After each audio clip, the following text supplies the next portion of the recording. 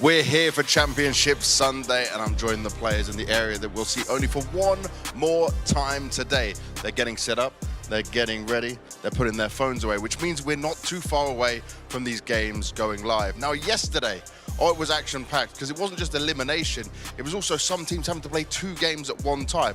Let's look at Paravision's loss to start off with. Maybe the lack of experience was something that hurt them there, especially against the Spaniards, who were showing up in a big way, given their age, given where they've been before for the majority of that team. Then BO3, they've showed consistent improvements as they've got more officials under their belt. They dealt quite nicely away with Passion UA.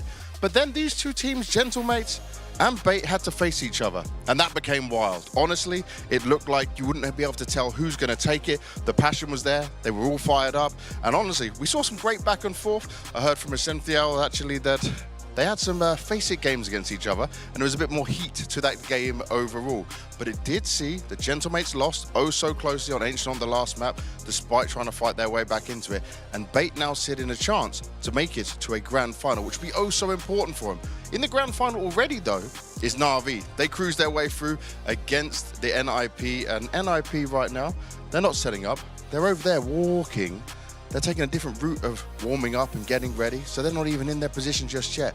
Different team, different way of doing things, but they know they could have a tough test on their hands today. They might be the favourites in the matchup against BO3, but we'll have to see how it all goes. Now, I've got some information for you guys from one of our partners, Scope GG. Now, the first thing is, the smoke criminals we have are mainly on the BO3 side. Both Headtrick, MPL, and even Alex666 actually, they have been getting the most kills throughout the whole tournament through smokes. Dominating.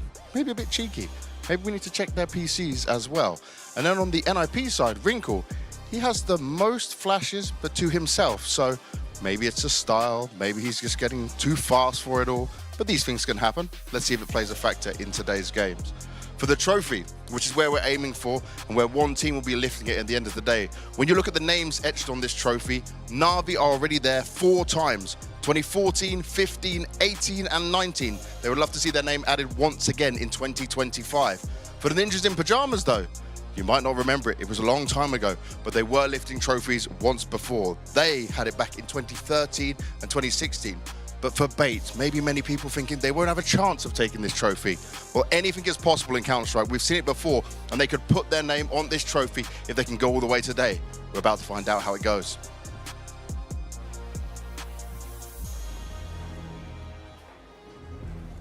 Thank you very much, James Banks. Now, if James ever decides to retire from being one of our greatest Counter-Strike hosts and interviewers, maybe he could be one of those people who reads bedtime stories on children's TV, because I have well and truly been educated, entertained and enthralled, but also I understood everything and I'm an idiot.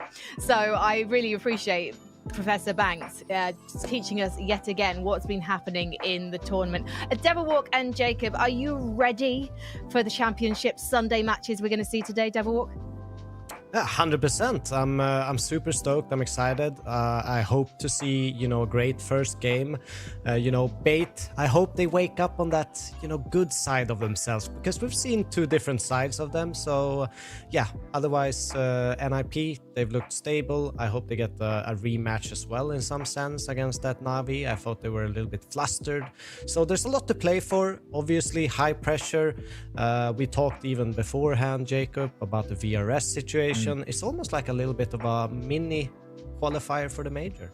Yeah, I feel like this first game of the day is going to be, a barn burner in a sense. For BO3 and NIP, they can almost guarantee themselves a spot at the major, if they win this game. So everything is at stake right here. Whereas for NAVI in the final, this was a tournament that they were supposed to come in and win, farm some confidence and get back to the level that we usually have seen from NAVI. And so far, so good. So I feel like there's a lot of cool storylines. And regardless of what's going to happen in these games, it's going to be interesting. Well, let's take a look at the bracket from the tournament so far. 8 teams arrived a few days ago, but now just 3 remain. And we're going to be seeing BO3 take on NIP in the lower bracket final. And then later on, the winner will be facing off against Natus Vincere to raise a StarSeries 19 trophy and take away some all-important VRS points and a huge slice of the prize pool. And of course, in the VRS system, huge prize pools means a huge amount of points too. That's the most important thing about this whole tournament. It's the fact that everyone wants to go to the StarLadder major later on this year, Jacob.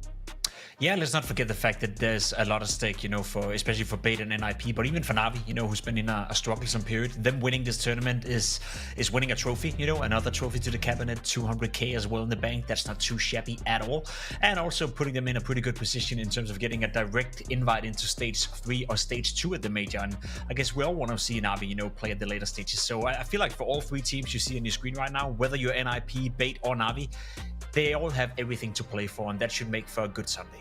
Absolutely. And we run an accelerated schedule here at StarSeries. And what that means is at the end of NIP versus Bait, we're going to have about an hour break between the match ending and the next one starting our grand final. So make sure you keep your eye on the clock, or just don't leave us. Hang out with us all day in between those matches. We're going to have a great interview from James Banks, and you'll want to stick around for that one. But right now, let's talk about NIP versus Bait. These two teams haven't faced each other since the PGL Astana Online qualifier in March, so it's definitely going to be a bit of an unknown quantity.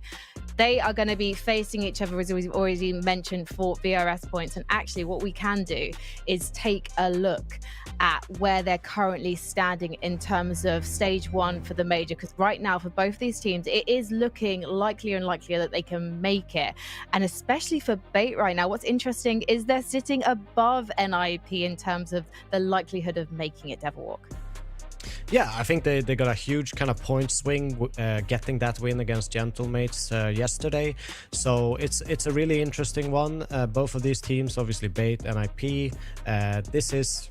This is the match that's gonna make it or break it, or for the success of going to the major. Obviously, even if you lose, they still have a decent chance of making it to the major. But this is the game that would cement them making it to the major. So hugely important for both of these teams. Yeah, as you can see, NAVI as well currently sitting at a stage 2 spot. If they were to win today, there's a great likelihood that they would climb closer to a stage 3. So we'll have to see and how that's going to develop. And then obviously, as you can see on the right hand side of your screen, with all the teams that haven't done too well here at StarLadder. OG came into this tournament obviously hoping they could score some points and get closer to that major spot. That's not likely to happen anymore. They almost guaranteed not to make it. You could say the same for Paravision, Gentlemates, who's done a good job here. They needed a massive results, couldn't get it over the finish line versus Bait yesterday, which also means that their major hopes is not looking great anymore. So it's safe to say that this Star Series tournament has had a lot of implications on who we get to see in Budapest for the major.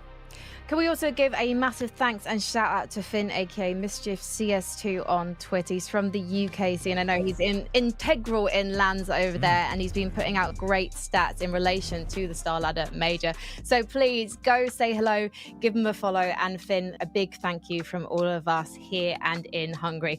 So this matchup, Snappy has been working with this lineup for about 7 months. Obviously, Kekapasi came in a bit more recently than that, Jacob. And now he's thinking, now he's got this X factor in Kekap that he can potentially go back to this kind of ENT, loose, creative, calling style. Is that something you think he can do with the team he now has? I think we are closer to see a version of NIP that can remain competitive against some better opposition, and I want it confirmed today. I want to see NIP actually confirm to me that they are a level above the likes like Gentlemates, Bait, and the teams that is fighting in tier 2, tier 3 Counter-Strike, and I think he has the tools to do so. I think he has the financial backing from NIP as well.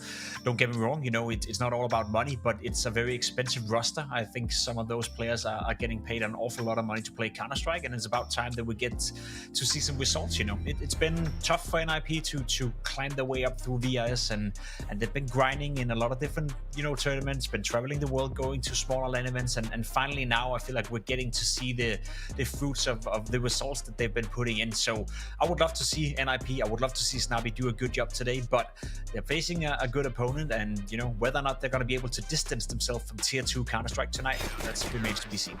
The difference in experience between these two in-game leaders is quite something, though. MPL obviously came to fame in NAVI, but now he's calling for Bait, Devilwalk. Yeah, I think Bait it's an interesting team because we've seen kind of two sides of Bait at this tournament. We've seen a very dominant, a very fearless Bait who doesn't shy away from taking extra map control in after plans, making sure their opponent never really catch a breath and in terms of organizing. But we've also seen this kind of hesitant Bait. We've seen a Bait that's kind of waiting for the other team to make mistakes. And when you're coming up against an NIP on this kind of level level of Counter-Strike, it's really, really, you know, hard to see that NIP is just going to be given so much space on the map and still make mistakes. So I kind of want to see Bait wake up on that dominant side, show themselves, be fearless, and don't give NIP too much respect, because if they don't, I fear this might be a very one-sided affair. And the thing about NIP as well, we know Snappy, he's got a point to prove here. He wants to get his team all the way to the major and prove that they can be in the top 10 again. Is that something that Bait should be scared of today, Jacob? I imagine it's going to be a fast-paced match. Essentially, yeah, I think so. I feel like we know what Snappy stands for in terms of his calling. We had the game yesterday versus NAVI, obviously, where it kind of felt like it was getting a bit out of control. You know, it felt like the game was kind of lost the grasp of the game way too fast in a way, and that can happen against teams like NAVI. But I feel like today, the pacing that Snappy can call with, you know, the way you can snowball a team like Bait or snowball a team where you have better individuals, where you have more experience, that should play into the favor of Snappy, and that should play into the favor of NIP. So I'm not necessarily too worried. Well, we are all ready to give our predictions. So let's start off then with you, Devil Walk. I'm still having a think about mine. We haven't actually seen the map pool yet, so it's actually quite hard to make predictions for this one. I don't know if we've got enough time to talk about the veto, because I've just been asked if we can predict what we're thinking. So I am going to say NIP for the entire match. I'm going to say it's going to be a 2-0. Devil Walk? I think that it all depends. I think Bait can still, you know, pick up a map, but it all depends on if they actually show up on that dominant side, if they are fearless. But I'm scared that it might take a little bit too long for them to kind of get going into that mode. So I'm gonna predict NIP as well. Fantastic. Yeah. Me too. I think NIP will win the match, but the veto that we get on screen right now is going to make me say that it's going to be a close one. I think NIP will be picking Train. I think Bait is going to go with Dust 2, and NIP so far, their results on Dust 2 has been abysmal. They lost 4 times in a row. The last 3 times they played it, they got 7 rounds against a team called Venom, and they got 5 rounds versus NIG and 3 rounds versus Eyeballers, teams that is not even on the level of NIP. So if you're Bait, you're feeling very comfortable with Dust 2. If you're NIP, you feel very comfortable with Train. And then guess what? Ancient, third deciding map, as we've seen it so many times in this tournament. I think NIP will win Ancient, but I think we need 3 maps. Interesting. You think we're going all the way? I want to talk, while we do have time, about more of the components of these teams, because both of these teams have got firecrackers in their ranks. Ejerks and Kensasaur, they're the space makers for their respective teams, and they've also been really consistent. Apart from Ejerks' poor showing against OG, that was the opening map. We'll just forget that one because he managed to pick things up afterwards. How reliable in this matchup, Devil Walk? I think it's a huge you're so exposed, you know, in a lot of different ways. So I do feel that you're onto something, Devil Walker. I would almost go as far as saying that without Kensasaur playing well today, I don't see a world where Bait is going to beat NIP. So it's not that they 100% rely on him. It's just that when you're facing a team that is better than you, then you need your space maker. You need your most impactful player to have, at the very least, a decent game, if not a great game. Okay, then say both of these teams, every single player gives a lights out performance. Jacob, who do you think toe-to-toe is the strongest here? NIP, without that doubt. I think they have more experience. I think they have more firepower. I think they have the better players. A guy like Wrinkle, we haven't seen the best of him yet, but he has moments where he's going to pop off. I think we can expect a bit more from him. Casper Sky is a great player. Ejerks as well. And Shush, you know, a player that I feel like a top 5 team could use. So I'd say NIP. All right, then. Well, let's get into our lower bracket final. We're going to take things to Train with Jackie and Neokai. I cannot wait to get into this one. NIP taking on Bait. Man, Neo, the tournament's been spicy, right? Obviously, we came into it a good few days ago now. A lot of storylines we were building up, narratives of dark horses, known quantities. But now we get towards the tail end. And obviously, as the desk was setting up, this is our first step into that grand final territory, and a pretty tantalizing one to get us ready. Yeah, absolutely. I mean, this is 2 sides that have actually been in very different periods throughout this year, right? You got an NIP who had to completely rebuild core change, VRS back to nothing, and I had to do it the hard way. And I've been really impressed with what NIP have done this year. Right, this has been a side that have had to come through the dregs of the tier 3 and the tier 4 to make their way into being a major contender side. And BO3 on the flip side, always that gatekeeper team at the top end. But it comes down to this, right? A lower bracket final, see who will be joining NAVI later today. I cannot wait. Trade is where we kickstart things. The desk gave their predictions, Jackie. I think it's time to give ours. You know what? I'm going to throw it all to the wall and just say, with the performance we've seen, the lower bracket slog, the resolve, I think BO3 are going to be able to do it, brother. I think this is where we hit the shine. You on the BO3 train? I'm joining you. I'm on the BO3 train. I've been a BO3 believer for a while. This is a side that I've loved to see. And they've got over this mental hurdle of playing on LAN, right? It always felt like it's been a bit of a mental block for them. So I'm going BO3 all the way. Let's see. Alex will start things off, but Snappy and X-Kaspersky combine. As head trick Alex falls, MPL will also join in that early grave. So in a matter of moments, NIP have cracked open the A-bomb site, and the round is all but confirmed. BO3 left down to the shoulders of Ascential, and there is no chance for him here in a 1 versus 4. No, a horrific situation to be left in on the pistol round to kick this one off. We might have woken up on the BO3 side of the bed. But for him, it's just a very sticky situation. Yeah, brother. This is not the cleanest start. NIP going to be looking to run through this one and kick us off. Skabersky looking for the peak round. Closed it down quick with Wrinkle delivering the tap. So a pistol for NIP here on train to kick us off. Okay, nice work. So it's a very clean pistol as well. Of course, Vito had ran through as well. Train picked in by NIP. This has not been a great map for BO3, I'll have to say. I've caught them a few times on it. It's been a little bit of a rough outing. Both times that I've watched them as well, one of which being casting. They lost. Didn't look fantastic. Flip side, Dust Doom, their map pick. Very, very good for them. Leads us down to that decider of Ancient if we get there. Of course, these sides are fighting for VRS points. And if you want to join us in the major series, 19 promo code, 19% off. Join us out in Budapest at the end of the year. NIP, they've got A control once again. Very seamlessly, it has to be said. Yeah, it's clean take straight in. No real response. Couldn't find too much. Blockade mixed back, of course. Got a few weapons still to play with in the palms, though. And MPL finding the headshot through the smoke. It's a good way to at least put a bit of damage back into the round. Likelihood of really getting too much else out of this one is going to be marginal for them. Just play for the exits and count your blessings if you get through, maybe with a little bit of an upgrade. So slow start into it for BO3. Let the good times roll for NIP here with the quick takes. Backstab's good for one. Doubles up, it gets a bit more costly. Alex will be able to do just that, though, back onto Snappy. And it's getting a little bit worse and worse the longer it goes on. Luckily enough, Wrinkle does survive the back attack from Kensazor. Yeah, that just one could have been a massive bit of debt at the end of the round. Hey, to be fair, three kills. I think you can take some silver linings there from BO3. The only issue is that being a force buy, you didn't really save anything or upgrade anything, so it means that the buy back in towards the next round, again, similarly a little bit funky. I think I might try and upgrade there. So you got 2 M4s, 2 of those premium rifles to work with, an MP9, a Scout. Just wondering for Ascential what we're looking for him. Fortunately, looks like some sort of a technical issue on the side of Snappy. So we get a little bit more time to digress into sort of what to expect coming in next. But that was expensive for NIP. So a reinvestment that'll come through. They do have money to work with, thankfully. Plenty of it. So they're going to have a completely full buy in towards the next bomb plant. 2 rounds is always going to help for them. But it's nice to see that at the very least for BO3, making things a little tough. Still not kind of rolling over and dying despite the round being done and dusted. You'll take what you can get.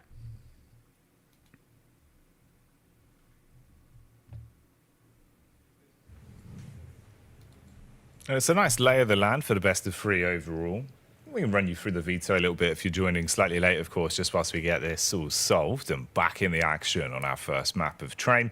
It's going to be the pick of NIP, of course, with Dust 2 following from BO3. I like the spread, mate. Even if this series does end in 2, it will still be a good win for the viewers at home in terms of both of these squads on either map, especially if, you know, we get a competitive affair out of this one. It could bode really well for the series. NIP obviously getting knocked down towards the lower bracket here. For them, it's a matter of we need to get back up there, take on NAVI, so we'll be able to run that back, maybe carve a little upset path for themselves there. That'd be a huge undertaking. For Bait, already it's been big. We're loving what we've been seeing, right? It's why I think we were saying basically this underdog narrative, if they hit their stride, which arguably now I think we've seen it enough times in individual moments from the whole roster. If it all comes alive, mate, they genuinely could have that dark horse run. I think that's why we were on the similar page as saying, yeah, they could genuinely pop off here in the series. Yeah, I gotta agree.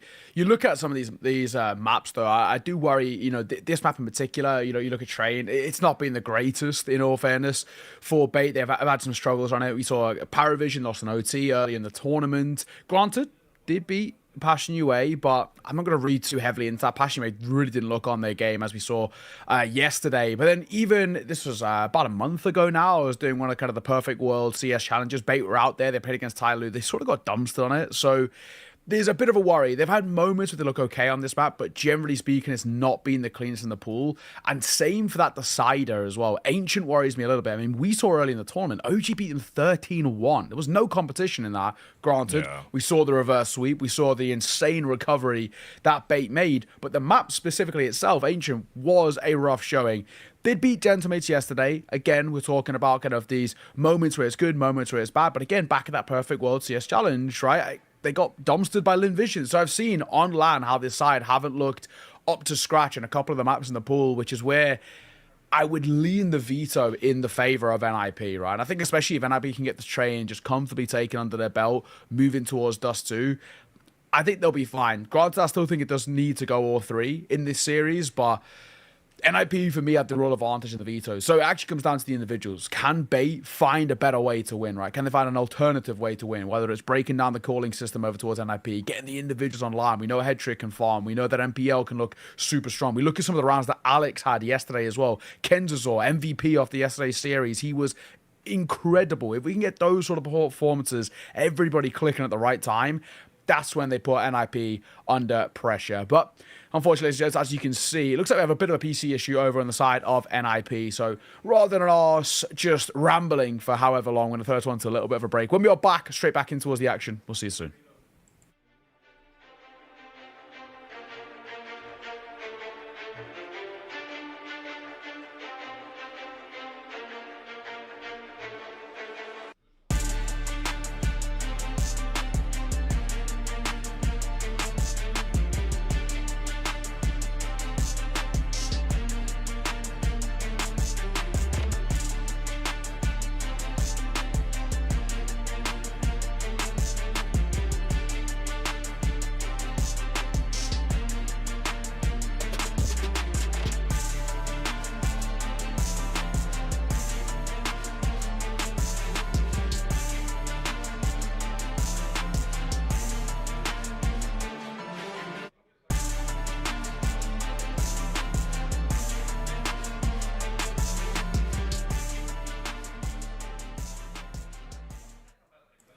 Okay then, back in, ready for the action. Problems aside, let's see if the issues that Bait have been finding themselves in on their CT side of Train begin to be resolved as we get back into the action. Yeah, timeout can be taken immediately as well off the back of it. Attack timeout, thankfully, this time. But the first used by NIP, and I think, you know, large in part of that is just a bit expensive on the tail end of the hunt. We know there's plenty of money to go around on that C side, but it's probably partly let's make sure these rounds are taken a little bit more cleanly. In that sort of round, we shouldn't be under that much pressure. The round itself was under pressure, but we've got to find better ways to win, right? And make sure that we can build up some serious econ across this one. But a 2-0 start, of course, for NIP is all that matters. Quad AK and a Mac 10 by Snappy to round it out. As we spoke about, there is that buy, that reinvestment for Bait coming through. Double MP9, double M4, and a Scout 4 head trick could still very much be a dangerous, dangerous investment.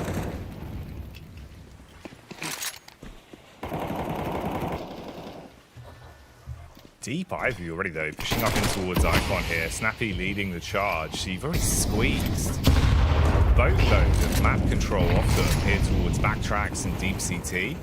And this is going to put a bit more panic in the minds of Bait on a rotate. Wrap round the back does result in another 2 pickups here as well. It's a 1-for-2 trade. MPL, he's in a prime position for it. Dinked in the side of the head by Wrinkle, but does not go down. Kicking and screaming. Wrinkle gets ripped out. And suddenly, this is a good advantage for them. 3 versus 2. The lack of util. That seems to have one of the issues here. They haven't got a lot, of course, just been now that Molotov. Oh, Essential in the back lines. Oh, and he's just a little bit too patient. That'll cost him. All on the scout as Hedrick nails the first. Pistol pulled out against Shush as well. All down to this. 35 seconds of 1 versus 1. Hedrick just going to fall a little further back, wants to play on the mind, sow the seeds of doubt in this 1 versus 1. And Shush, he's searching. Where is he gone? Bomb recovered, sure. 20 seconds to make the decision of where to plant. And Hedrick going for the big flank. I'm right in saying he just changed the weapon as well, so he might have a rifle now to work with. Going to make this a lot easier. No, he picks up the MAC-10. Even still, can make this a doable affair. He's right close and personal. Shush turns away as the smoke goes down. Oh my god, he's sitting inside of it. Hedrick can't find him. Noise made. Tap on towards the bomb momentarily, you'd assume as well, and he'll go for it. Trying to bait out the fight. Shush not giving him a thing. Patience paying off. He's searching desperately. Damage dealt. Hedrick reeling. All on this. Shush sees it off. What a 1 versus 1 for him. Damn. Oh, you feel for him. He, like you say, very nicely played in the defense there from Shush. Always so good in the clutch. He knows how to isolate you, make you feel uncomfortable. Didn't give him anything to play off of. It's just Hedrick as well. The slow flank, he was building up for it. That MAC-10 giving you a quick mobile peek out. But making noise on the jump up, and it all crumbles from it. Nice round back and forth, you know. Early doors MPL made a difference. Clean flick that we saw there as well. The clutch from Shush results in some of that stress and anxiety you could see there fading away. God, looking a little bit worrying already. Yeah, I know it is. Oh, it's a tough one. Tough one to let slip, but of course, you look at the ramifications of losing that for Bait, and it is now what is going to be a kind of an interesting round for them. Money top fantastic. Hedrick's got an orb. I don't know if he's actually going to keep that. Especially when the rest of the team aren't buying. No, he is. All right. Hero orb. Don't see that all too often. Rollbit odds are NIP favoured, and so far, they're absolutely spot on. 1.45 over there of our partner's Rollbit. Buy it once again, back in. And NIP are setting a real nice tempo in these early rounds. They're trying to get into the fights as early as possible to draw Bait out of position. And granted, it has been working for the most part, but we're gambling towards B. Honestly, I really don't mind this pickup for the Hero Orb as well. He's actually one of those where if, it's a bold if, Hefter is able to pop off with it. It'll be one of those rounds to reinvigorate them. He's caught out though. Looked for the peak, but overwhelmed 2 on the face. And instead, not only is it an incredibly costly round, the recovery mission goes wrong. Kensis will have to give his life to try and grab the orb. It's been snatched. Oh, the long arm of the law. They've come in. They've gotten away with it now. Oh, that is heartbreaking, isn't it? That really is. He had one job, one mission. Let me go and save that AWP, and Snappy yoinks it from his feet. He's just got a MAC-10 now. An exit would be nice, but it's unlikely. They're not going to give him a thing. Oh, I say that, actually. Snappy's sort of got the right idea, but he doesn't stay trained on the angle. So, a 4th on the board for NIP. This train looking pretty damn comfortable. And it does make that, in hindsight, decision to go for the Force Ball Orb now look a little silly, right? It's dropped over towards your opponent's. Wrinkle can now utilize it as well for free. And yes, there's some money to go around, and there still will be a buy for Hedrick. But he might actually be dipping towards like a Pyjamas, for example, or the lack of head armor, which generally I don't mind, right? If you're going for that lack of head armor, they know there's a Galil still in play. That's the real worry, of course, in the hands of Kaspersky.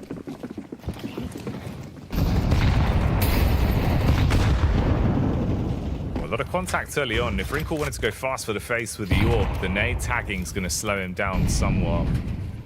Obviously, like you say, though, it's a big talking point, right? Wrinkle being that powerhouse AWPer for this NIP team. He loves those more aggressive picks where he's going to try and make a play first 30 to 40 seconds of the round. He likes to activate. Shush here, getting so much space off the back of it. Walks out towards Chalmers. Hasn't spotted them yet. Push comes to shove. It's a 1 versus 1 that he'll win. But Shush still alive. Snappy takes the bullet. He flicks for the second. But they've got a bit more stock on this bomb site now. Great nade as well to follow it. All but done, surely. Kaspersky going to find MP out with that Galil that we spoke of earlier. And now, for Bait, where do you even save? You kind of can't. Everywhere you go, there's NIP bodies that are waiting to fight. They're going to double push back out of Ivy, and thankfully that control has been relinquished. Damage has been dealt with towards NIP, sure, but it doesn't matter. It's another round in which they're surviving with only a mere amount of casualties, right? A minimal amount, just the one of Snappy falling. So far, there's very little to complain about over on the side of Ninjas in Pyjamas. They're looking fantastic. Where for Bait, once again, showing the issues with this map. If they can't get a strong start, Bait fall into a rut of form. This is a narrative that we've been building up all tournament long. It's such a common thing with this Bait side. If they don't get a strong start, they can fall really flat. That's what we're getting here, Jackie.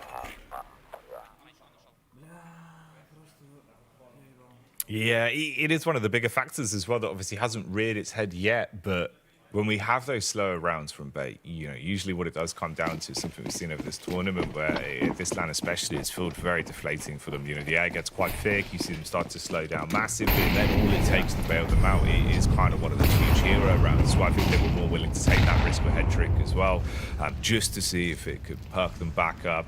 It's caused a deficit of 5 rounds, but they can always defibrillate things and shock themselves back. Head Tricked armed here, up close. He's got support for it. Flick over. They might have expected the second, but never the third. 3 of the CTs playing off one another there. Do clear it. Shut down 2 of the NIP players. Oh, never count this man out, though. Smooth with the Galil. It's a nice clip back, but Kensis will denies entry. Oh, Snappy. He'll onto back. He's so low, 3 points of HP, so all on the shoulders of U-Jerks. Plenty of times in the past, whether it was Saw, whether it was FTW, he has stepped up in big ways, in big rounds. Need another one here. With damage being dealt across the board towards Bait, it's absolutely doable. But they call for a freeze to wait to see what the reaction is from the CT side. And so far, there isn't one.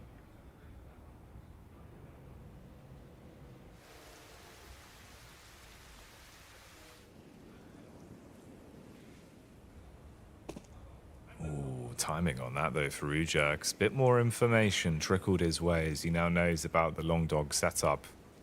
All down to the push though on the recovery back around. It goes both ways. Looking for a walk back out as well from one side. Snappy makes the swing. Even HP hits the shot. Head Trick starting to sweat. Doesn't realize how low he is. Follow-up shot's good. 9 seconds on the clock. They grab the bomb, forcing out the plant. He's got to be swift about this. The barrel sees him, but Ujerk stands and delivers, and they get themselves another one. Yeah, that's a massive round to be taken. It's so statistically against them as well. And they make it stick. U-Jerks does so well. The 2 kills he gets, unbelievably important. And the fact that he gets that bomb down as well to put pressure on towards the AWPer. Well done. Really, really big round for NAPE to be kind of converting in their favor. And I think that's proof in the pudding that the plan right now is absolutely going as expected. This NIP side are in complete control. 6-0.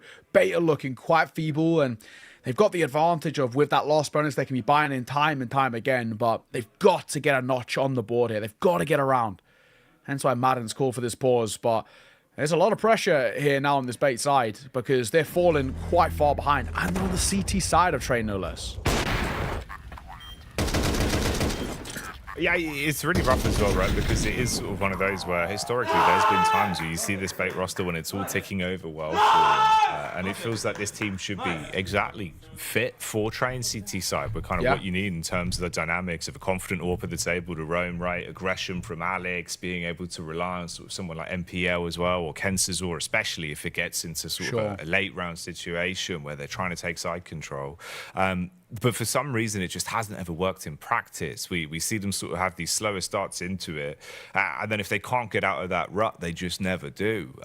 It's a shame, man. It's hard to correct it. Obviously, you've got to give props over to the NIP team right now as well. You know, coming into this, I did still and do still think there's room for Bait to be able to show us really what they're made of, make this one far more competitive.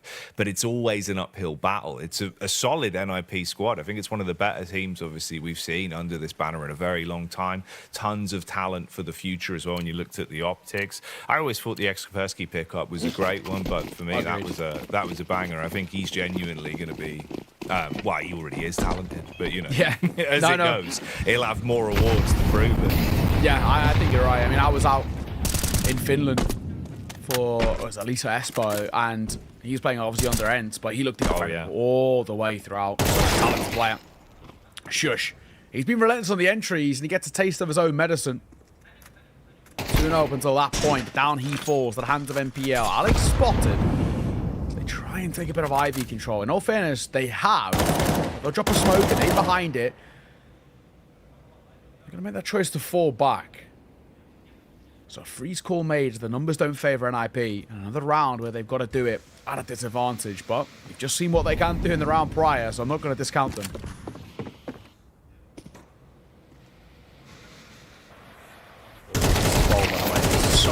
Go very messy because U-Jerks transfers for 2. The re-aggress call, it's a bold one. I don't love it. And of course, look what it's done to them now. Back into a 3 versus 3. U-Jerks low, sure, but numbers level. Oh, Kensazor's position. Man, so close to finding one another, but as he flicks around, U-Jerks has already ripped the neck off and it's clean damage done. No room to respond. So Bait, the penny starts to drop now. Ooh. MPL slowly creeping round, gets the read, decides to strike, shuts down U-Jerks in this one, but Kaspersky ready for the reply. And now you've got sight awaiting in your arms. And this is horrific to respond with. No defuse kit, no nades. Trap round towards Con. Waiting to be swung upon. Simple bullet straight up. It's a nice shot. And another round connected. When's it going to end, Neo? It might not, in all fairness, on Train. It actually might not. Another round where Bait get the advantage and still they fall flat. If you actually look at this Bait side, you know, MPL, he's 3-0 in opening duels. So it's proof in the pudding that in these rounds, they are getting a good start. They just can't convert them. The re-aggress call on towards Ivy, I highlighted it at the time. I wasn't a fan. And look what it's done in the knock-on effect. It's relinquished so much map control and it's brought the numbers back level for NIP, which they capitalize upon again. Buys a little bit feeble now towards Bait. Funds have finally run out. Pierce towards Kaspersky. He's getting spammed through main, and somehow no one's fallen. A lot of people low. It's Shush and U-Jerks who open things up. Hendrick will get 2. Oh my. Gives it a good college try. They've got that B site now, and Molly down to stop that rotate.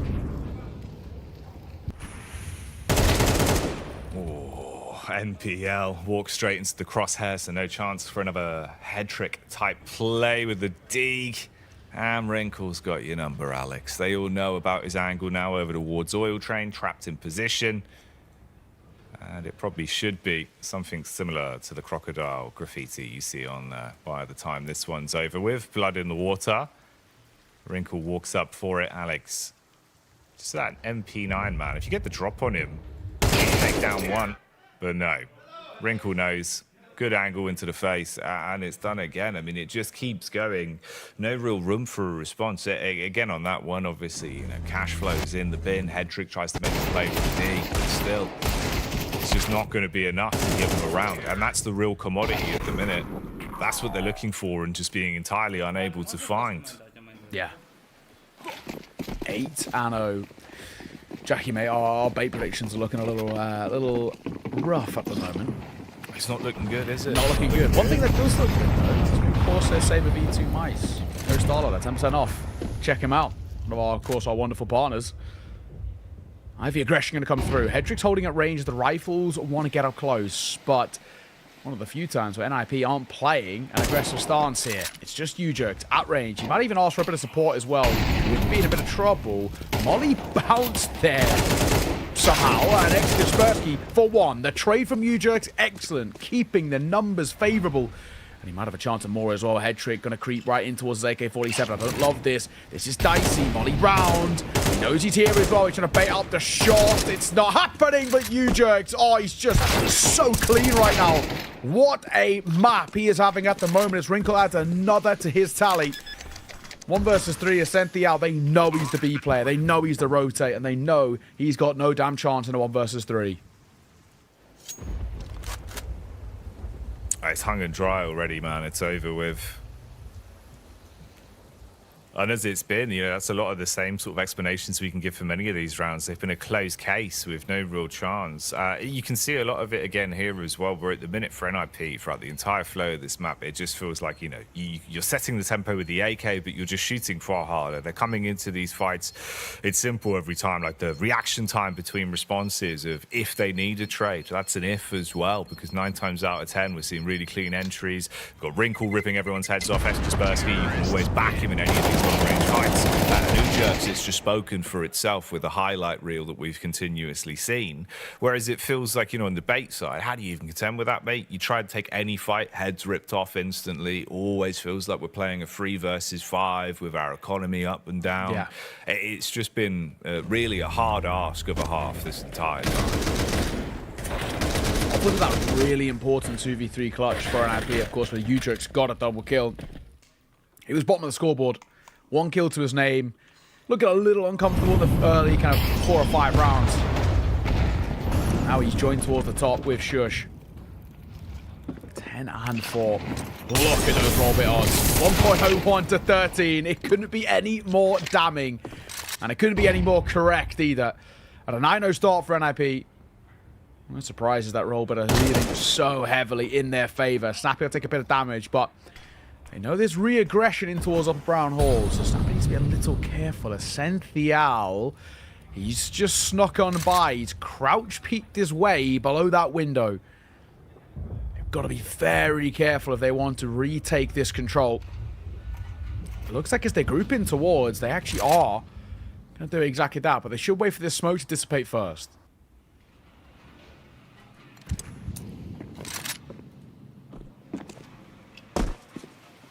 Bit of a shuffle back over. Snappy setting up with a smoke towards the site.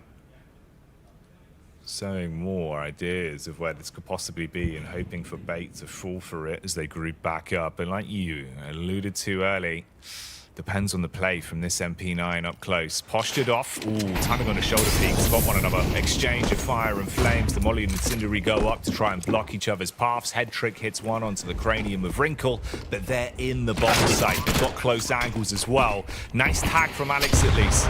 It causes Shush to wrap further back, but they're all trapped in a tight space with the nade blowing them away. Alex through the smoke gets the famous connection off.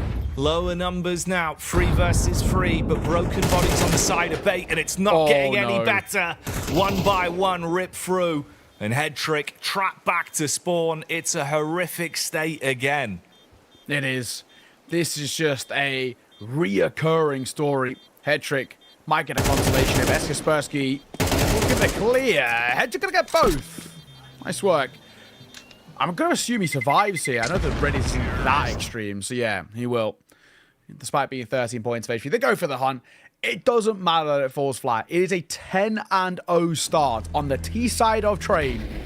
NIP, there is no doubt in my mind now that they close this out. Bait, non-existent.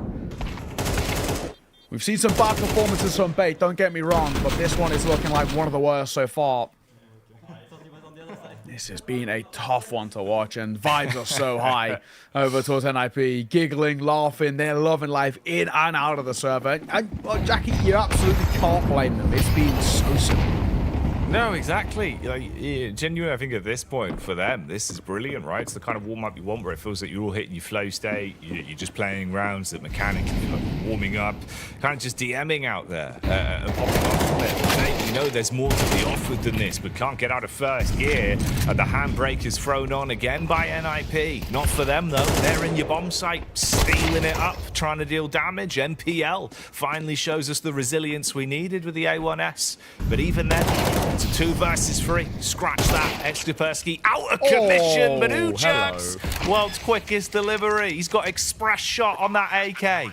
Tap to the head. 1v2 up against Kensizor and NPL. Inviting them in. See if you can get a round off me. Once again, he's in the clutch. Don't count him out. This is such a good post-bomb position.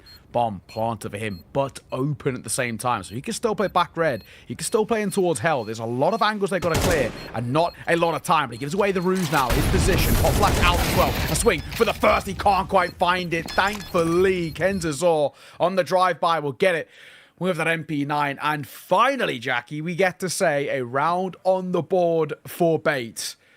Comeback is on. I'm joking. But there's a long road to recovery. Hey, man. 10-2 half's a lot better than a 12-0 half. As it goes.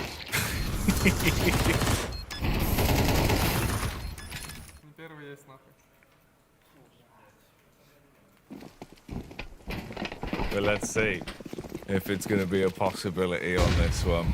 We're back in then round 12. You've blasted up one. Can you link them together? Oh, nothing left. The box of Kensizor ripped clean off. Finally, some kind of a kerfuffle that goes in their way. Bait get a couple cheeky picks, but Ujax is always so slick with it. NPL inside of the smoke, though, does get behind them and looks to set up for a late angle on this. Could still make a play. Cauterize the rotation. Head tricks, backtracks as well. Room for maybe this one to cook a little bit, especially with Snappy up towards the site looking for the move, but Ujax, well, we should have known. That AK's not missed all day. NPL's the last real chance. Sprays onto the first and brings us into a 2v2. Oh, Snappy. As the namesake says, finds the head ahead of NPL. And Ascential, once again, called into a 1vx situation. This has happened so many times, whether it's a 1v2 or 1v3. The B rotator has been forced to try and retake on towards the A site alone. And, well, every single time, it hasn't gone the way he's planned. Bomb goes down, planted for deep. And the issue is now for him, Ascential has no real room to maneuver in. He has to win out in raw aim duels, and he wins the first. Finds the head of Snappy. All on the shoulders of Ujax, being big in the clutch so far. We're looking for it once again. He's not giving him an inch. I say that Ascential's going to win it. Oh my. Isolates the fights, does so well. Bait get 2 at the tail end of the half. So much more needed in the second to recover. We'll see if they can after the break.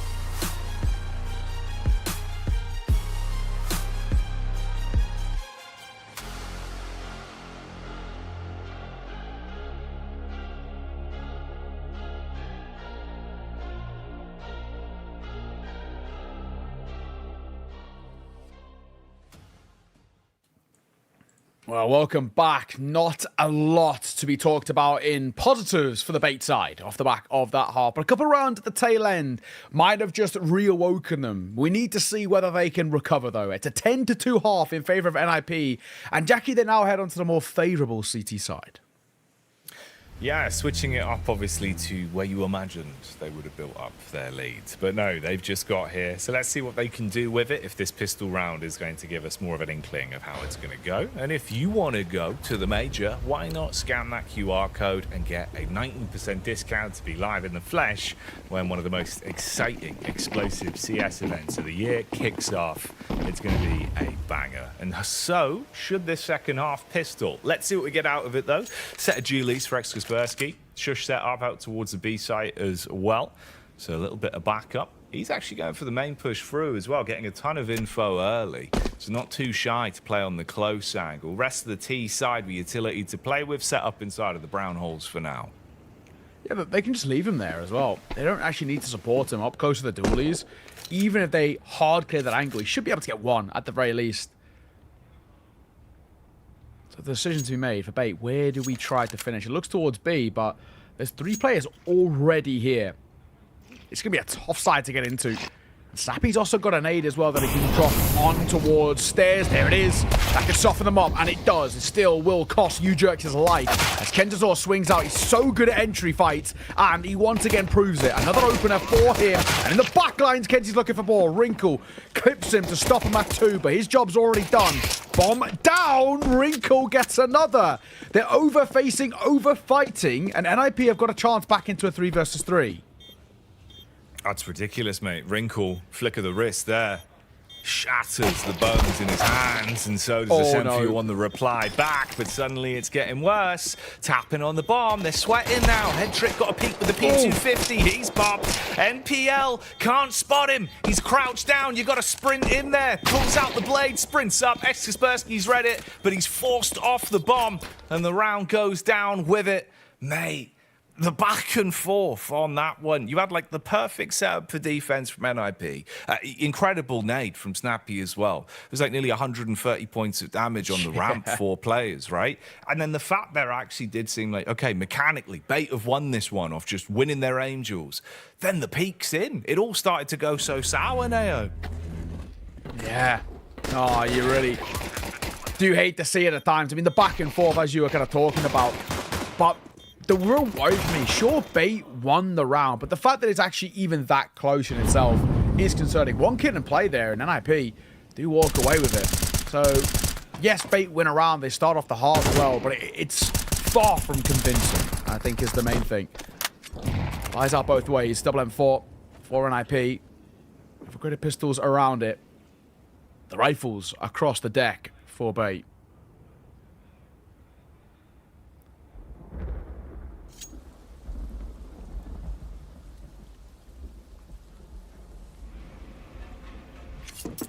The Deagle brothers in position over at the B side.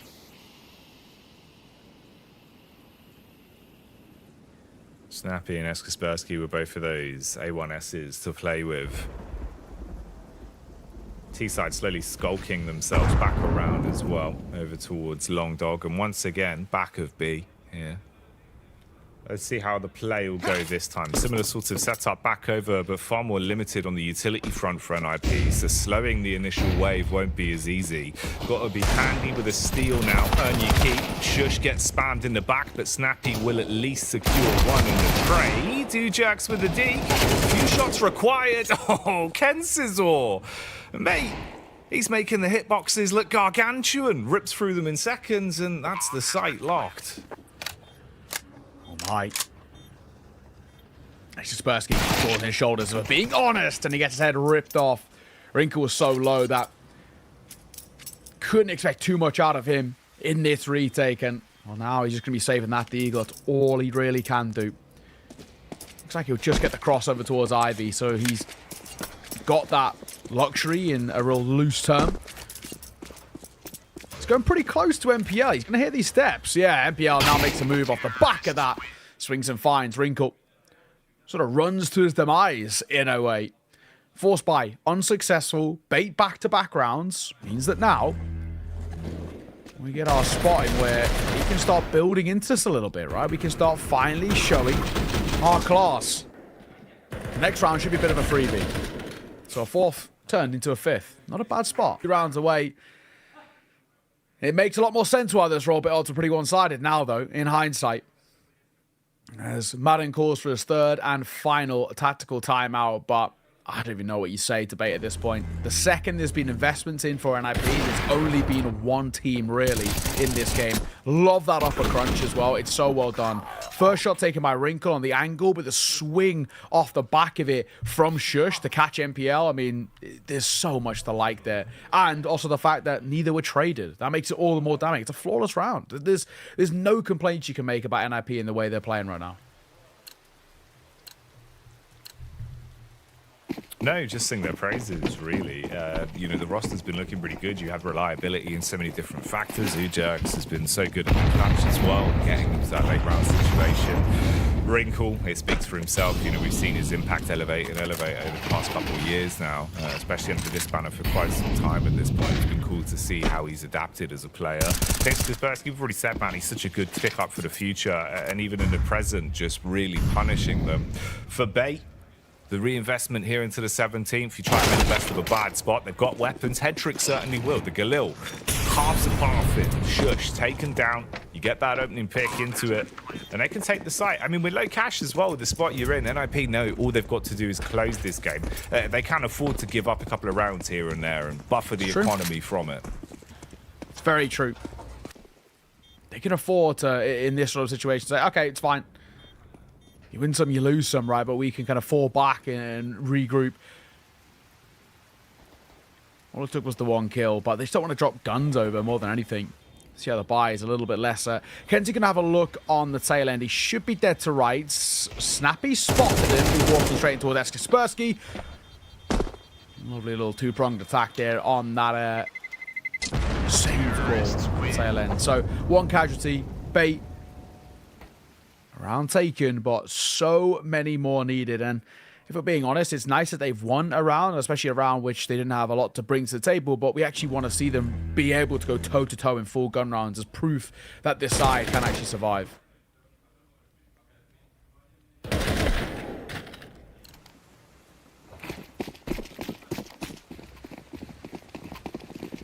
Well, let's see if they can keep it dialed in for now. Go live once again. Buys back in action. Weapons to work with. Wrinkle on the AWP up close. Kaspersky walking up as well. Double up there. NPL on his MPL. Oh, the swing's good. NPL. Wow. He has been so pivotal for this team in important rounds throughout the event, mate. That's another one. Big step up here. He really does lead by example. Snappy now going to have to call from the grave. A tough round to recover from for NIP. 1 up to M4s and a freeze call by Bait. That's just going to make NIP doubt themselves. I mean, at this point, I wouldn't even hate really the idea about just going for a gamble, right? Bomb's not committed by any means, but just hope that they walk in towards you. 2 towards B, that even 1 lurking out of the AWP of Wrinkle. Out towards Ivy. He's got the right idea, though.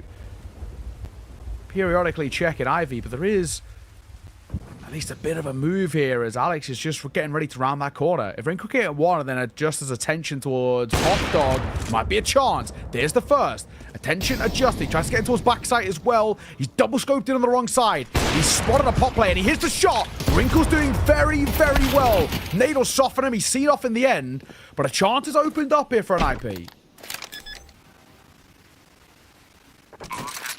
It's a huge play. Wrinkle always so good in those kind of situations. Read it really nicely to isolate a lot of the fights.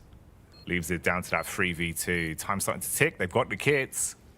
Molly in the back pocket as well. Could be perfect to burn them out from underside heaven. Ujerks looking to clear the backside at least. Peeks through. Kensazor spots. And with no pick from it, they've got no chance left. That's another one gone. It's a round that's going to put a lot more confidence into themselves, but also us too. Just as I was saying in the previous round, it's all well and good winning, you know, a Tech 9 low buy round, but the fact that you can go toe-to-toe in gun rounds and make it stick, it's fine. I'm Only a couple of casualties as well to the nice shots of Wrinkle. That's a round that you can fall back on and still just build up a little bit of something. This is looking a lot more like Bait. Comfort being found when they're the ones setting the tempo. Long road to recovery, sure, but MPL, you know, you touching it. Those entries, the way he leads, so well done. No, it's really nice, man. It's kind of one of those as well where you think it's crazy just how much experience he's packed into his career, sort of the trials and tribulations he's been through, right, with some of the rosters, the runs, the attempts. It's very cool to watch MPL's story and how it's adapted, and you can see a lot of that in his play style as well. Calm by nature, man, but the guy certainly commands respect, at least with his plays and the way that he's able to get so much out of this team. Talented bunch, that's why we were saying it's unexpected. They were just really being snowballed so hard there first half. Good to see the comeback, but of course, to make it real, we've just got to keep pushing this one. Have no gaps on it. This is a classic. Here we go. XM10 pulled out. The auto shotty for Snappy leading the charge. Let's see what this man can do. He's going for the classic long dog maneuver. It's an old school play. Will he get much from it? All barrels ready for him. I think in the right hands it can be pretty damn strong. And Piel gonna fall, so is Kenzie. Auto shotgun. It's also not bad at range. I'm gonna throw it out there. It can be a real nuisance to deal with. At least in Gold Nova matchmaking. Wrinkle up close to that AWP. He's got the Valadier as well. He knows there's one close red. He's just aware there might be a main player brewing, leg spot. He tries to shoot off the jiggle. It'll cost Kaspersky, who plays contact, his life. Oh, but thankfully U-Jerks pops up again. He's been brilliant all map long, and he proves it once again here. Numbers kept. The swing from Alex. Looks at the second. Snappy's low. Bomb recovered. 2 versus 2. Round is on, and Snappy stuck between a rock and a hard place. U-Jerks has to bail them out, which he does. The first and the second as well. Oh, man. U-Jerks had some monumental moments in this map, and there is another, because Snappy, he was dead to rights. Man, it's brutal. It's brutal. Well, it's one of those where it's all fun and games for the first frag. Didn't fancy the peak on the second attempt. Honestly, mate, range with that bad boy probably actually would have decked him. Had the fight for it, but U-Jerks plays it smart, comes in to assist. A really good cleanup. Another one of those where if you lose this round, suddenly, right, everything we're discussing, the chance, the opportunity for Bait, that becomes a little bit more solidified hitting A. Now it's a little bit more back to what we were expecting. NIP causing issues. The same old names on the kill feed once again. First play made. Kensazor out. There goes NPL. It's not looking good. Chances on this round getting worse and worse. Seconds tick by, and so opportunities for Bait. Head trick down the Wrinkle, and just Alex left, trapped in main. It seems like NIP are about to sign this one to themselves. Persky pop flash in, but he doesn't go in off the back of it. 1v4 turn 1 versus 3 now for Alex. Spot out range as well. He's got a Galil, so not even the best weapon for the job. Guns are dropped. He's still got under a minute, so he's still got some time to try and dissect this defense, but it's about recovery. Big thing for him. And he's caught in the backlines. Wrinkle will see it off. He'll close it 13-7. NIP start off this lower final with a bang. Their map pick of Train taken. In all fairness, Jackie, actually very comfortably. There was no doubt about that first half, 10-2. And sure, a couple of speed bumps along the way, but they cruised to a nice map under their belt. Yeah, absolutely nailed that one, mate. It looked really good for them overall. A beautiful display from NIP. Their talented roster and a good comeback, at least, to see some signs of life. Have they got more on offer in the series, though? Well, we'll see that on Dust 2. So join us for that when we come back in after the analyst desk. Break it down following the break.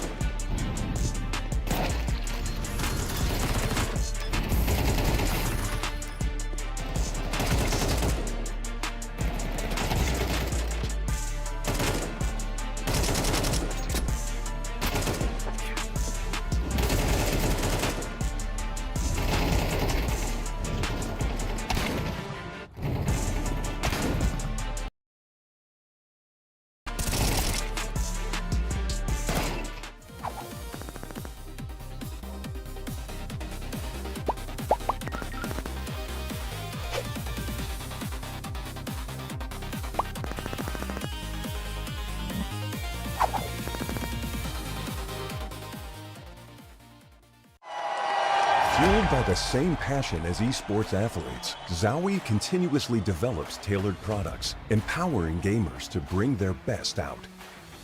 Today, we are launching the all-new XL2566X Plus, which uses the newly developed Fast TN panel and upgraded Diac 2 technology. The new monitor series continue to evolve, refining perform their best consistently in games.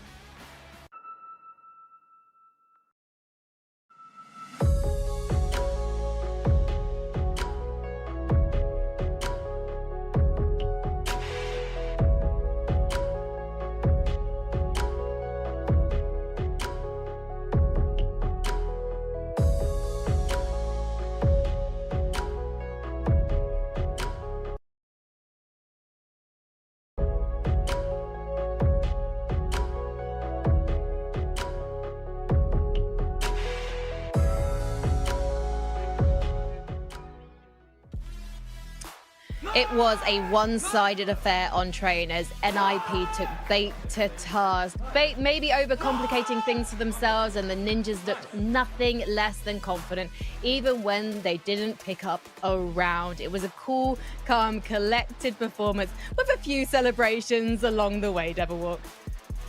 Yeah, I mean, just a really, really solid performance from NIP. I don't think they were breaking, a sweat in this one. They looked super comfortable.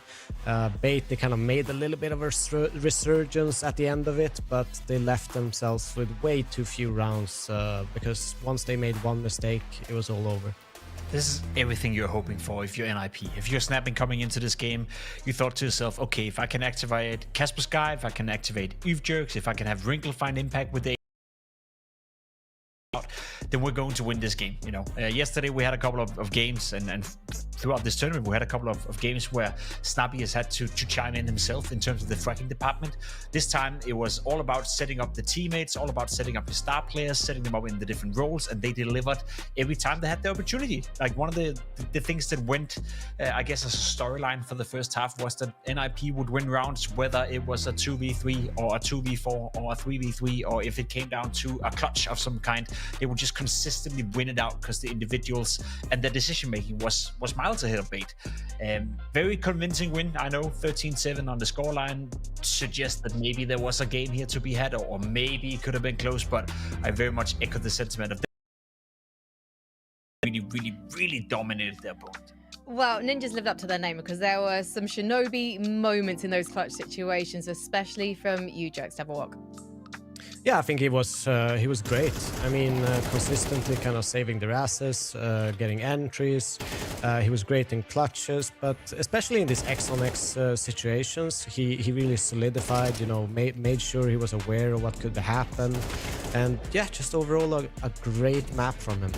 Yeah, Ujix has been a great addition to NIP. Obviously, he seems to be more and more comfortable within the system. We get himself a little bit more. I also feel like he's freed up. Whenever you watch him play on the server, he's allowed to do a lot of different things. I feel like he's allowed a lot of space, and he's allowed to make his own individual moves and decisions within the game. And as Devilwalk said, you kind of can count on him. It feels like a reliable player in the system of Snappy right now, and I think he's very, very satisfied with how he's conducting himself here on train, but also overall in the tournament. He's been a positive inspiration for NIP. It is fair to say, though, that Bait have of NIP next. Potentially we're going to see that in a bit, but if they make it through to NAVI later on, then we might see a different performance from these guys. We don't know yet, but obviously they've got so much confidence in the server right now that all 5 of these players are performing. Let's take a look at round 6 though, because this is a situation where Hedrick ends up in a clutch, but he shouldn't have, Jacob. No, it's a 5v3, it becomes a 4v3, but even here it does feel like Bait is most definitely going to win this round. It becomes a 4v2, a nice trade frag coming in from Snappy, but he goes down to 3 HP, and they basically lost control over the entirety of the map. As you can see in the minimap right here, you're kind of locked in a position. You have Snappy down to 3 HP. Jerks have to do something, and basically Bait have to give up space and have to give up a mistake, which is what they're doing right here. They kind of lose control over the round, can't really figure out where the players are at. All of a sudden, Snappy gets a free kill, Jerks gets a free kill, and it's like Bait is trying to I guess, sewn in on the bomb side and trying to catch NIP in the middle of a movement, but they do it too soon. Had they waited 5 or 10 seconds with that move, they would have won the round. Unfortunately for Hetrick, can win the clutch, and it's just a very, very unfortunate scenario right here for Bait, because I felt with this round, there was no way they were going to win Train. It's very simple of them to find a way to win the round, but they just couldn't. All they had to do was basically play a bit more passive for 10 seconds, and then it would have been impossible for Snobby or NIP to do anything. Well, let's listen to how NIP handled the situation with their team comms. Just sit, but maybe take one-on-one duels. Take one-on-one duels. They have Orb alive. Maybe one of them will do a mistake and walk into bot if you kill. One pop. Go for B. Go for B. I'm back. I'll go gun. Yeah. I won't move for a long time. I'll wait for you. Should be a camera, honestly. Yeah. I don't think they kan det vara där. Maybe one more pop. Camera! Camera. Oh. I'm towards you.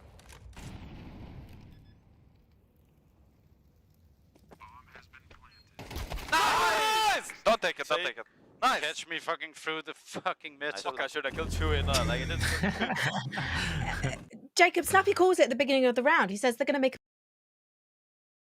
do. You know, it's very evident. I feel like Bait is not comfortable on Train. We knew that coming into this matchup. We've seen the results so far. It's a punish pick for NIP, and dare I say it, they punish Bait. And Devilwalk, do you think that Bait were maybe just getting desperate and trying to do too much towards the end of that CT half? Yeah, I think so. Obviously, I like that they're going aggressive. They're trying to change it a little bit too much. We're gonna take a look at an example on round 9 where essentially they're making an Ivy play, an Ivy push, but the thing that I like the initial idea. I don't like what they're doing in the end of it, because U-Jerks, he has a great position, he spots them essentially, and it looks like they're trying to force it here. They're already spotted, the surprise factor is all over, NIP, they organize, they make sure they get the trades in, and it just they don't have to force their way in that manner. They can cut their losses. Okay, we tried it, we didn't get them caught off guard. Instead, they just overcompensate with Hetrick going aggressive in team main, gets caught off in position, and then it's just an easy cleanup for NIP in the end of it. And this all spans from NIP just being spread out on the map in a very and then abusing the kind of over commitment from Bait. And look at the round score as well. You know, it's 9-0 for NIP at this point. It's Bait at this point have already lost the game, so it feels like we just showed you two great examples of where first and foremost Bait should win a round. Second of all, they should have learned from all the rounds they would have lost up until this point, but there was no correction, there was no course correction, there was no, you know, figuring out, okay, how do we the CT side. It felt like they had a plan heading into the game. That plan didn't work out, and then they had no answers, no way of alternating the game or changing the tide of the game in the Bait camp. But it also feels like they weren't even trading for each other in that first half. They weren't covering each other's backs. But in the second half, we did see some signs of things being pulled together for Bait Devilwalk. Yeah, I mean, it stems from they just didn't leave themselves with enough room to kind of get into the game. Here we see an example where they actually do things pretty well. They get an entry, they get answered back, but what I like is Kansas takes the decision, even with the bomb, to push forward, make sure they get this cleared up. They obviously have Alex in a good position. The rotations can't really come in after that, and they bought themselves enough time to get this round. So I just want to see that more from the start, the decisiveness, but not necessarily overcommitting themselves. But when they have manpower committed, obviously help their teammates. On the CT side, they looked a little bit off sync. It looked like they, you know, almost not trusting each other's kind of micro decisions. There was a couple of rounds where they, you know, pushed through the con smoke to go for a retake on the inner bomb side. One guy goes through, the second guy comes 2-3 seconds after, but they're all grouped in there. But it's almost like they're not trusting each other's voices at times. That's what I read into when I watch situations kind of pan out those ways. I mean, the fact that they haven't really been playing many officials at all online or LAN in the last few months maybe could be a reason that this is happening. Also, online, Jake, I'm guessing you get a bit more support from your coach, and Madden's only able to talk to them 3 times during each map, and it feels like they need more of his influence to help them out here. Yeah, you could argue that's part of the problem. I also do think that, you know, as we've spoken about, I think it's NIP showing that they are a proper team when it comes to train. I think it's NIP showing that they're distancing themselves from Bait. You know, 2 months ago, Bait were the better team. Bait were the higher ranked team. Bait were the ones that we were looking towards for the future. And we thought NIP, is it gonna click? Is it not? I feel like what we've seen so far in this tournament, what the eye test is saying, and seemingly what NIP has been able to achieve here in StarSeries as well, it does feel like NIP is taking that extra step up right now. They're showing progress. They're showing they're moving in the right direction, whereas the whole storyline for Bait as of late have been stagnation, and as of recently, maybe even decline in performance. So it's not really a big surprise, but maybe it's just kind of what we expected, which, you know, sometimes it's nice to get what you expect. In Counter-Strike, it's often the opposite, but I feel like I kind of get what I expected here.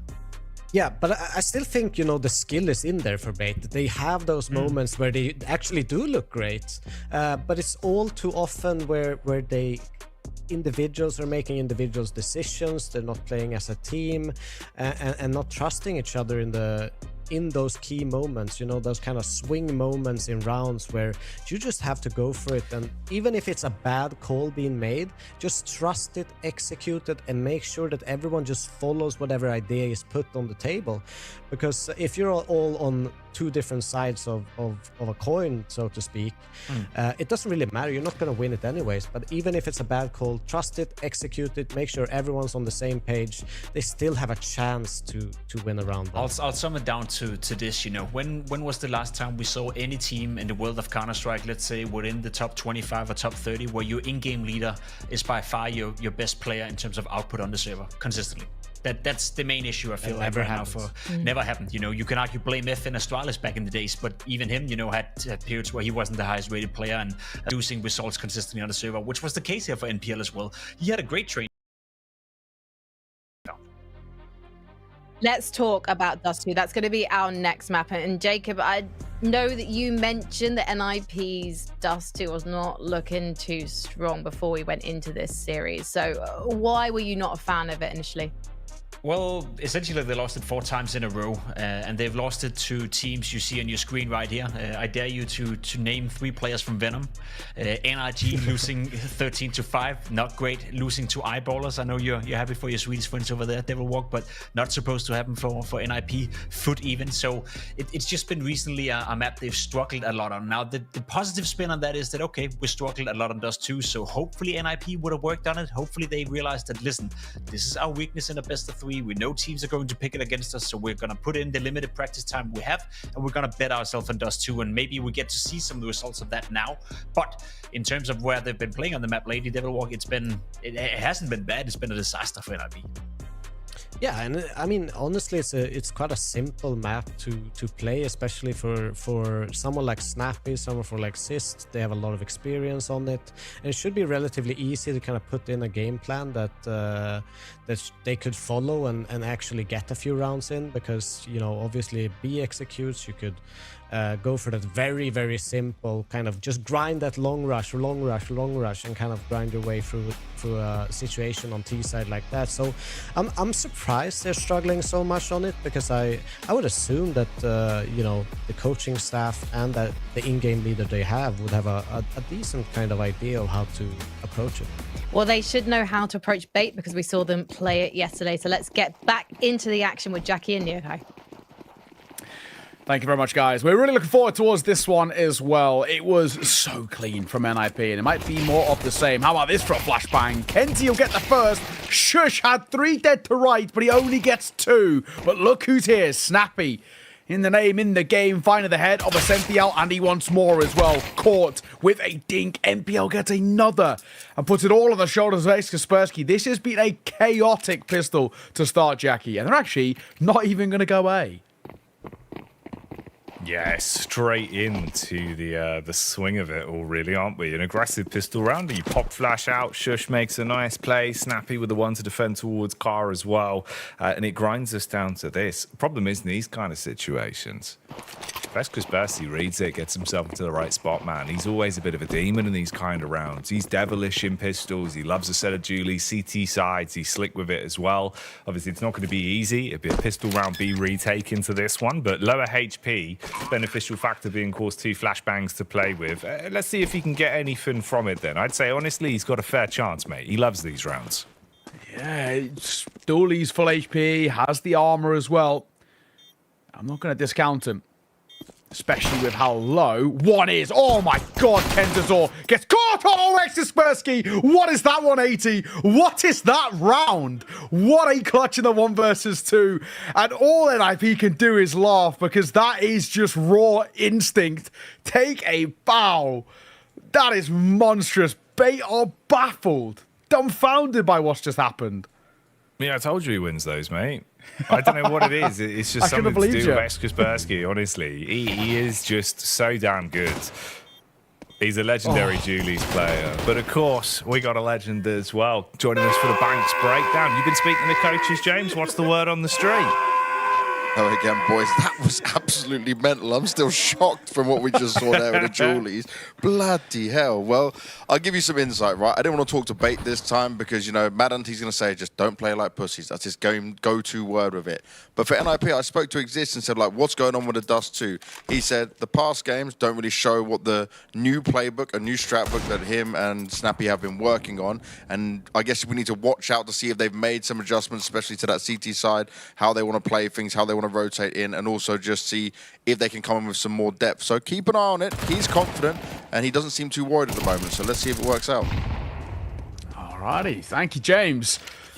We'll see if that plays out. They haven't played this map as well at this tournament, so could be along the right lines, right? There's a new playbook, new ideas to work with. Alex gets hard cleared by Snappy, who looks for more. A second found. He was trying to get that third on the fade away, but his head trick will trade. Still, though, numbers not looking good. There's a flank brewing, and U-Jerks will catch the head of Head Trick. And a Senthiel on V4. All on the shoulders of the Deagle. It's very unlikely, but he'll still get a nice moment at the very least. Needs to recover that C4 first before anything else can be found here. And Wrinkle will shut him down right there, right then. So, Jackie, we know the word on the street is that the previous showings on this map haven't been true to what NIP can bring to the table. There's a new playbook that we've got to look towards as well. And like I mentioned, they haven't played it so far this tournament. New playbook so far, looking pretty good. Yeah, man, that playbook just says kill him. And it's got like a couple underlines. And honestly, yeah, they've been delivering on that. No cooking in the kitchen right now. It's looking very good for them. Obviously, things can always change, and that change might come in the form of a scout buy for Head Trick. Down mid, ratio on the Wrinkle. His scope's just as strong. It's a nice pick this time. So you win an opening duel. You've got people supporting this. It's effectively the deco round for everyone else, of course. Looking for those body shots, vice versa. See if you can trade it out with the 2 guns. Kaspersky up close towards middle. Hot off the back of that nice clutch. Let's see if you can mow them down with the scavenged AK. Clean flick on the first. Everyone else starts to panic. Well, you're banking towards short. Doesn't actually tick on towards Head Trick. It actually might be a little late here. It will be. Snappy sort of fall away a little bit. U-Jerks on the side, but Snappy's going to hit that shot. Nice work. U-Jerks gets one of his own. And now Head Trick, a 1v4 for him. It was like, it's pretty often that we're saying a 1v4 for somebody on Bait. But for Head Trick, he's got no chance. 50 seconds short, so plenty of time to work with, but he should be dead to rights, and Shush will make sure of that. 3-0. This is looking very akin to that first map in terms of how it started. It was such a seamless start for NIP, and it's looking exactly the same here. Yeah, it's been good play. It's been really... It's scary as well, again, because this is a team where a lot of the pieces, mate, you CT or T side, they're both so damn good with it. Like, you know, you're going to have Wrinkle effectively being able to bring that very fluid AWP style to his T and CT half, so it's kind of hard to cut him out of it, even if he slow starts into this series. We saw Ujex with the clutch factor back on train as well. That's something that's not just going to disappear. And Exaspercy's just been writing the storyline of the game with the support of the squad as well now. It is early, right? Obviously, only 3 rounds in, so we won't get ahead of ourselves, but let's see if NIP can maintain this pace, or if Bait will look to try and save face on the peak towards top mid. Wrinkle being spammed through the smoke here. Postured up with the AWP. Normally good for these kind of angles. Yeah, Wrinkle's got the right idea. If Kenzie tries to jump up.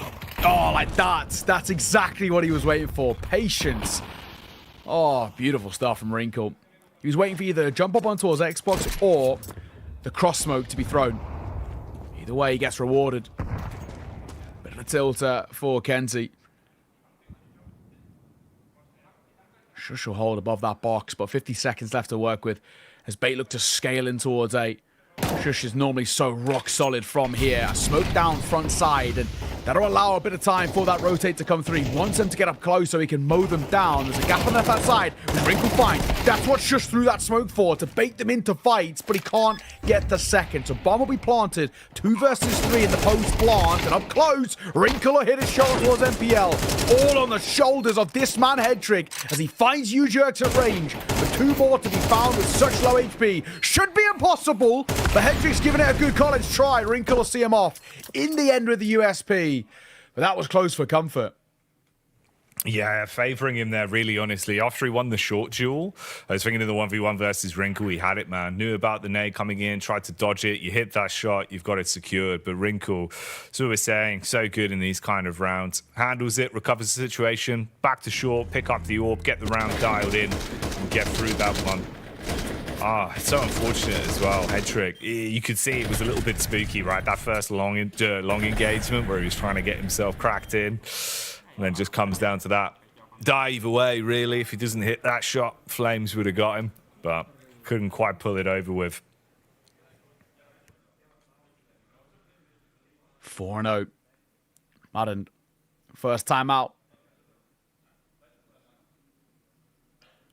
Those timeouts didn't make too big of a difference, unfortunately. In that previous map, it was always feeling like one-way traffic, really. Yes, there's a bit of a cosmetic comeback, sure, but it never sort of veered away from what we felt was just such a strong performance from NIP, and it started exactly the same. The CT side looking excellent. Dust 2, a map in which Bait have, in the past, looked very good on. It's not feeling anything like that right now. Oh my god, he gets the shot off through a Senthial. Headtrick finds U-Jerks, doesn't care if his teammate gets in the way. That was like the surgery shot, mate. That was unbelievable. Yeah. Keyhole incision for him on that one. All right, that's big. That's a nice shot. Headtrick's starting to get his groove back. He's finding his mojo, but just got to make these plays consistently now. You get 2 clean picks. Don't give anything back over to NIP. They've gone for that full rotation, a group up on the site, trade back through the traces in the smoke there, and Snappy will hit a couple shots. So already a few players looking green around the gills. I mean, Kents is all down to 2 health. They could try cut back on this one. Trying to at least isolate some of the noise for now, make them guess a little bit. Execute utility over as well, block off CT, Molly Carr in case Snappy's still sniffing around. It's Wrinkle on the site providing Overwatch with the AWP as well. So that's that head-to-head versus him and Headtrick here. Push starting to come to the shove now, 45 seconds on the clock. AWP's got the right idea, both of them, in all fairness. So like, who's got 2 first? He's crossed, Wrinkle finds Headtrick, had the advantage, gets a second as well. Kentazor clipped by the fadeaway as Shush will come in for support. This is a clinical dissection of the execute. And NPL and Alex left scratching their heads now on a 2 versus 3. 20 seconds, no real way to scale it. Feels and NPL spotted to make matters worse. Alex will find one, but in all fairness, he now knows where both of them are. One CT, one at range with the AWP. Gets the AK, but he just has not got the time. Bomb on his back, sure, but it will not make a difference. It's merely an upgrade of the rifle, but another round for NIP as they're getting closer and closer to a rematch with NAVI in that final. even there, right, you get a bit of map control. You win that duel out on long, but then you just get isolated. It stalls. There's no room to respond. Following that point, all NIP did was rotate 3 players over, just grouped up and bait crumble at every opportunity. A lot of that, obviously, is the defensive warping of Wrinkle there on the push towards the site. Hedrick saw him cross, but he just swings. He takes the fight rather than waiting for a response back. And again, it's an uncomfortable round. God, it is kind of shade to train again, right? Where you're like, when is this going to end? Are they going to get themselves around on the boards? Usually you wouldn't count bait out in these kind of rounds either, where it is only the one hero AK, few tech 9s. They love these kind of aggressive plays. Here, confidence looks a bit shaken though, mate. I don't know if it'll be the same sort of Kaspersky, one on. Bad time to try and change guns as well as Kenza Zor gets 2. We spoke about this guy. His entry pathing is relentless, but Shush will add a second. Bring the numbers back to 2 versus 2. The only issue is that B site is barren. Plant will come through post-plant set up. Cynthia at the Eagle M4 for Hedrick. And an AWP on the retake is never comfortable. This is difficult. I mean, statistically, this B site is so difficult to get into first and foremost. You actually feel there's a lot on the shoulders of U-Jerks here. He has to be the one to make the difference. At all, but it feels so unlikely. He's making noise now as well. Hedrick will know about this. Swing will cost him his life as well. Last man at Deagle in the open, and the Cynthia stuck. Bait, fumble another as NIP find a 6th. firing on all cylinders, really, aren't they? Just a well-oiled machine here for NIP. Another round where they attempt their best. You know, bait go to try and make the best of a bad situation, running out through mid there with a trade to get themselves a couple guns. Shush on the defense. It was a good hold, but resulting in that clutch that they win out on. Time and time again, having rounds ripped away in such fine margins as well. It gets under your skin. Glad to see the pause at least called in so you don't tunnel vision onto it too much. See if bait can adjust and fix things. Because you don't have very long left in this half. And you can see Madden's making quick work of getting this across. Well, he needs to, if we're being honest. This is rapidly falling away from this bait side. For being honest, they felt non-existent for the vast majority of this series, and it might be more of the same. Things are going very well. Of course, as you saw, they check out our wonderful partners Inter. Their new processors, pretty damn sick, of course. Partner here, StarLadder, all of our partners fantastic. Tournament will be nothing without them. Cool. Right idea. Right find. Finds one. Gets in. Gets out.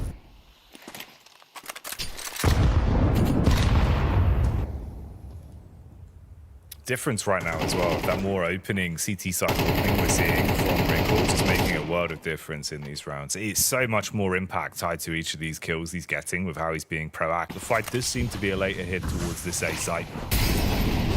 Nice block of the smoke, but it will all be for naught. As you mentioned, scaling now towards A. Wrinkle, that range has a big advantage. MPL's got down. Oh, and it could work for him. It does. Wrinkle sort of seconding guessing himself where to fight from. Alex is playing time on this late push out long. He's an insurance policy. I don't know whether U-Jerks has heard anything, but his attention is drawn here. Alex is playing so patiently. Double flash is over. So they wanted to move their way forward, and in comes Alex. He's been waiting for the call to go, and there he is, 1 for 1. Shuts them down there. Surely now, got to be a bait round, and Hedrick trying to confirm that in place. Kaspersky too low to do anything. So with 3 remaining alive, bait finally get back on the board. All right, take short control, get into the bomb site, hit their shots, and they get themselves one, finally. It's taken quite some time here on their team off, but at least there's going to be some benefit to that, right? You save a few weapons, you get 1 round on the board, give yourself any kind of buffer. 1's better than nothing. It's going to chill things out slightly as well. Everyone back in a level playing field, having Madden in the conversation. It amounts in 1. Doing it consistently throughout the remainder of this half to stop NIP. Just snowballs in that 4th place. Yeah, that's it. Still, it's a round short. Some consistency. Flash will come over. Will catch Wrinkle, but he can't catch that shot to connect in towards lower. here. Head spotted. Express delivering. Matches back at the spot. Blows through the door. They're both dealt damage. Not enough to kill. Got the bomb on his back, so he really dictates where. Looks like they're going to try.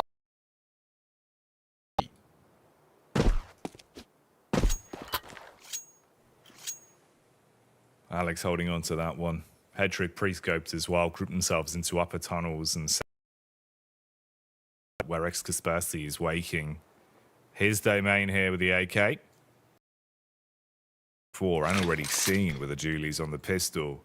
Very reliable, such a self-sufficient player. That's why he's been able to rise up through the scene so quickly. Has he still got some of that quick shots out, trying to bait around the box, but head. MPL, the IGL gets a pick as well, and Wrinkle smoke to assist. It's all going wrong at every turn. And something tells me he isn't going to be saving here. He knows his body's coming from B, but there's somebody above him on short. There's no way he gets out of this. Surely not. Sometimes maybe hiding in plain sight might be the action, but he's unscoped. He's got to be dead to rights, and he is.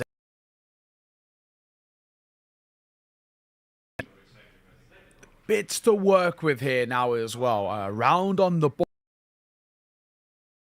How they can kind of pull this defense around. A nice shot here, but this one from Hedrick, so important. Shush has a good opportunity to get. And he does. Okay, quick shot by Snappy and a tag on towards the Cynthia. StarLadder, 10% off.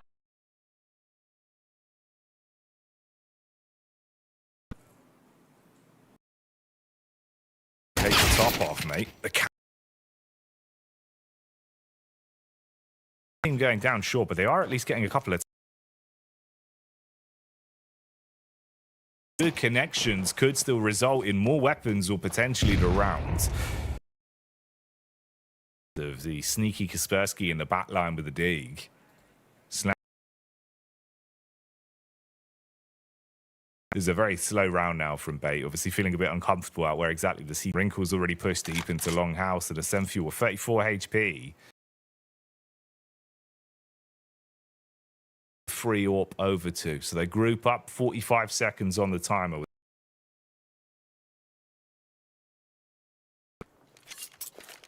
Scale coming through, but yeah, there's just nothing. And not to be. I do wonder whether there's anything for Wrinkle to pick up. And they gain towards the next round. In any of the hands of Kaspersky, Shush. Very perilous indeed. In play. Oh, Snappy's going to get another. That's the guy.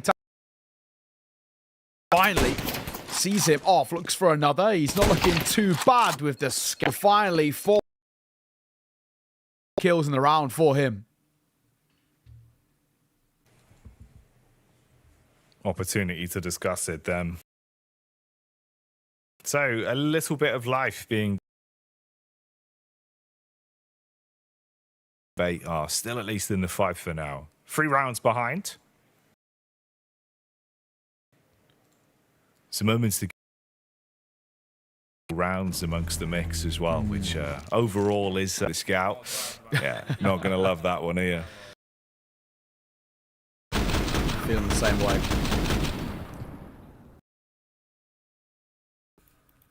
As long as you win, you can laugh about it at the end. You've got to agree with that as well. As Alex has something to say.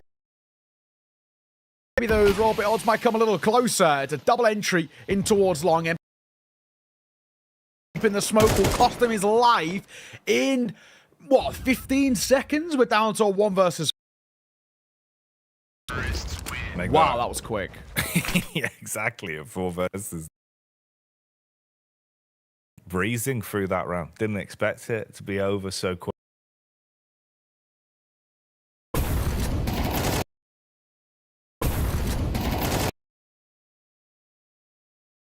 long is so wonderful to see. First Alex this round, MPL. Take a look at it again and just